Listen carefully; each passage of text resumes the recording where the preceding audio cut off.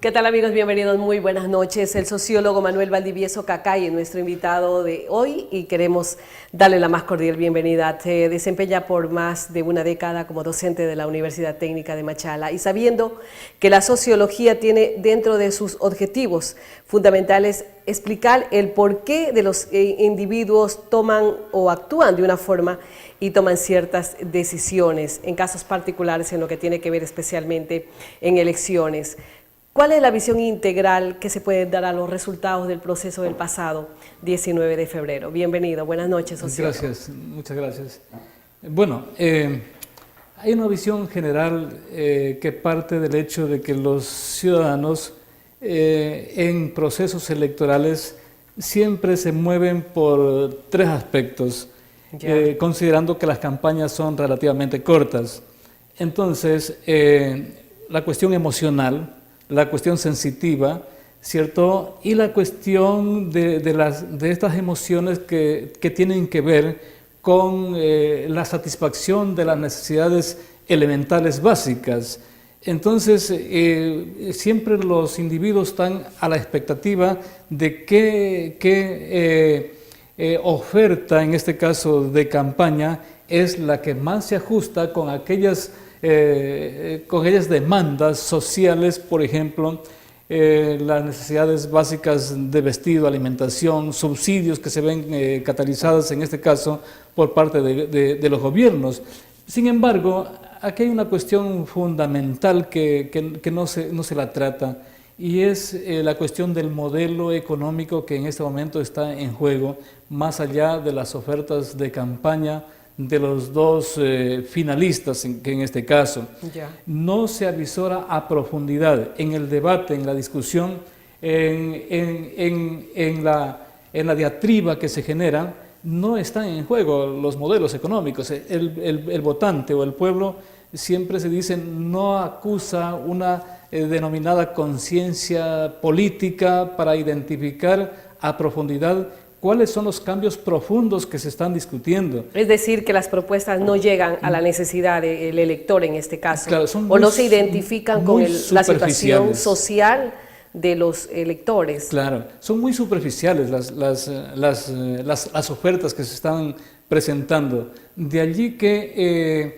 en este momento, frente al desgaste político del régimen, pues se ha observado dos posturas, de alguna manera polarizado en el país, un sector ampliamente progresista versus un sector derechista o conservador, pero que en el fondo las propuestas tienen similitudes. No hay una discusión más allá de la profundidad que merece analizarlo en cuanto al modelo económico que tiene que estar en debate, al menos en los sectores que pueden orientar a la sociedad. Dentro de este contexto, es decir, que las variantes económicas, demográficas, administrativas, ¿pueden ser factores que inciden en el momento de tomar una decisión al voto? De hecho, como usted puede darse cuenta, la gran masa de votos o de votantes que ha recibido de ambos candidatos finalistas ubican aquí variables que tienen que ver con la cuestión demográfica, y en el caso de la provincia de El Oro usted ve la gran mayoría de votantes afines con la tendencia oficialista hasta el momento.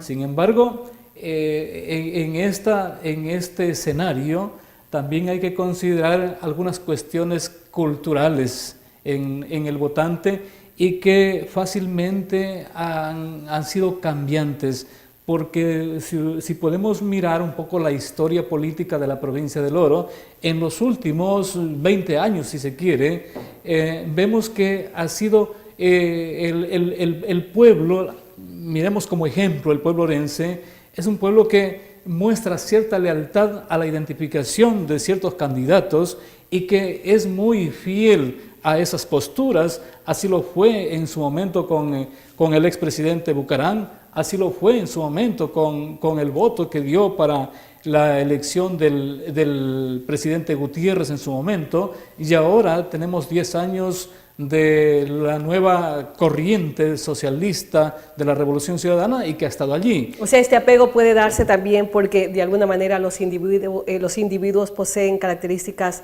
que los diferencia o que constituyen recursos específicos, pues favorecen a dificultar su actuación política. Hablemos de edad, género, educación, ingresos, la clase social y la ocupación que también tienen. Claro. Eso de alguna manera logra coincidencias con ese candidato que seguramente te oferta Claro. y se apega a esas necesidades Claro. que tienes.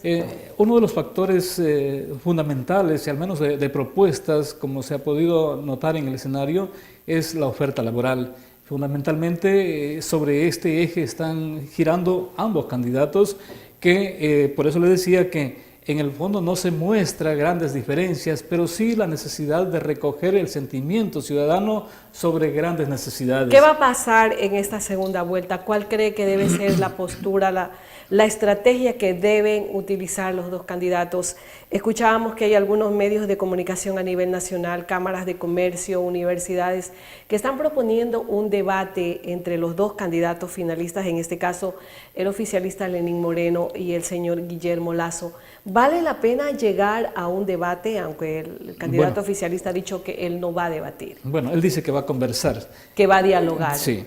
¿Es positivo un debate? Sí, un debate es saludable para la democracia, orienta la participación social, ¿Por la qué se ha participación estigmatizado ciudadana. tanto al debate cuando también se lo compara con lo que sucedió con los candidatos en Estados Unidos? Los debates se aconsejan o no participar en ellos de acuerdo a la estrategia política. Los estrategas políticos saben de que si un candidato tiene las posibilidades de a lo mejor restar votos en un escenario de esto, un evento de estos, aconsejan a su candidato no participar.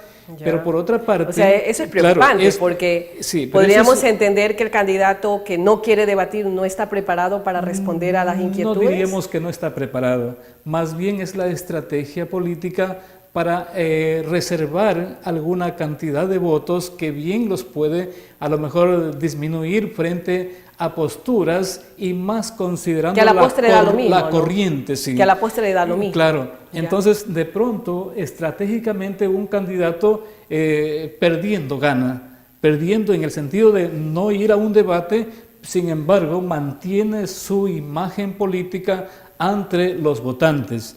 Entonces, el debate o no es saludable para la ciudadanía, para la democracia. Sin embargo, no puede ser saludable de acuerdo a los consejos del estratega político, Bueno. de acuerdo a lo que se sigue al marketing, en este caso electoral. ¿Cuál es la conducta que se debería tener, en este caso, el elector frente a estas dos propuestas? Bueno, debe interesarse un poco más sobre los hechos de interés que se están generando a partir de las propuestas para no visualizarlo de manera sensitiva, emocional, ¿cierto? Y que estos eventos se conviertan nada más que en una cuestión que no arrojes, que no llegue a la profundidad. Aquí reclamamos siempre que se siente en el debate, pues, ¿cuál es el modelo que se está discutiendo en este momento? Hay un modelo que lo ha planteado la Revolución Ciudadana del buen vivir o del vivir bien, ¿cierto? Un modelo que va detrás de una economía del libre mercado, ¿cierto? Dice primero el capital y después y el mercado después del ser humano, o es primero el ser humano, después el capital, después el mercado. Ya. Entonces, ahora, claro, ahí se parten las intenciones en el sentido de que hay un gran porcentaje. Y nosotros tenemos los datos, el 70% de los ecuatorianos son emprendedores, quisieran manejarse a lo mejor en la pequeña, en la mediana empresa, sin embargo, los estados son los que tienen que generar las condiciones para aquello. Entonces usted ve y decía, las cámaras, los sectores productivos están apoyando nuevas propuestas, a lo mejor de esas propuestas que no las pudo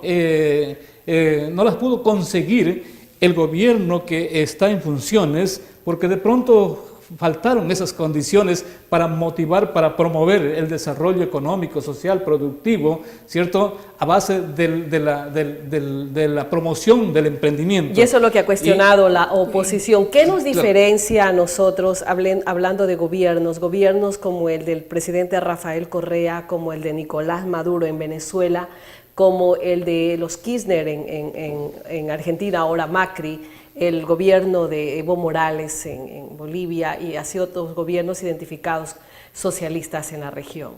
Bueno, este gobierno ha promovido la inversión estatal, ¿cierto? Como todos estos gobiernos que usted ha denominado y usted lo ha citado muy bien.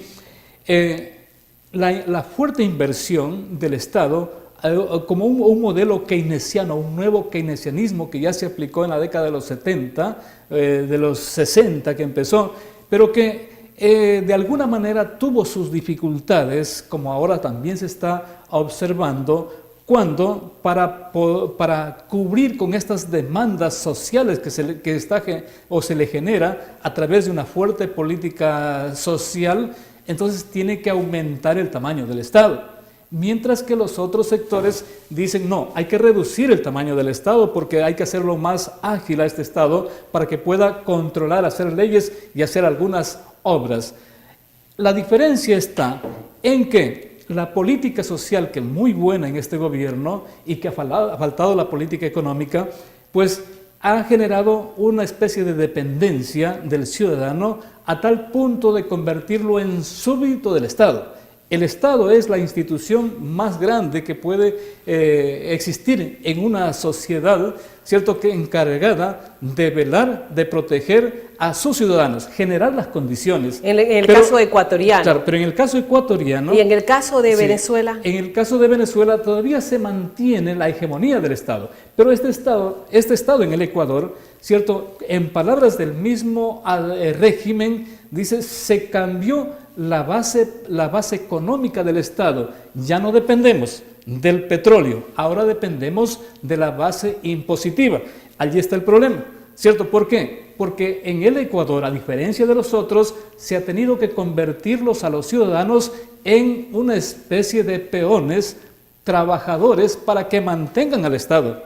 Ya. Que es positivo desde el punto de vista de la macroeconomía. Y eso no va a permitir de que una economía colapse porque son los propios ecuatorianos, claro, a través de sus impuestos que mantienen el 80% del presupuesto del Estado. Es positivo porque... ¿Y eso es lo que está sucediendo lamentablemente en Venezuela? ¿Todo lo contrario? Sí, en Venezuela más bien es la cuestión, la represión contra medios de comunicación, el escaso incentivo a la producción y el fuerte manejo a través de los subsidios, ¿cierto?, que le ha permitido al gobierno, aún con sus dificultades, mantener todavía allí un alto índice de popularidad, a tal punto que no lo han podido, ¿cierto?, han podido cambiar las condiciones para ir a una nueva elección. ¿La corrupción qué papel juega en el socialismo? Por supuesto, tiene que ver, primero, aunque es un discurso neoliberal, tiene que ver con el tamaño del Estado. ¿Y por qué, la avalancha es mucho más grande, se la siente mucho más fuerte la corrupción hoy en día en países que le nombré anteriormente? Bueno, no nos olvidemos que el problema de la corrupción... No quiero decir que solamente en estos gobiernos ha habido corrupción. El problema de la corrupción es un problema... ¿Pero por qué se lo siente ahora más fuerte que nunca? Es un problema endémico. Solo que ahora las nuevas condiciones sociales tecnológicas, los medios de comunicación, ¿cierto?, nos permiten tener acceso a información, sí, a información que hace 20 años no teníamos acceso.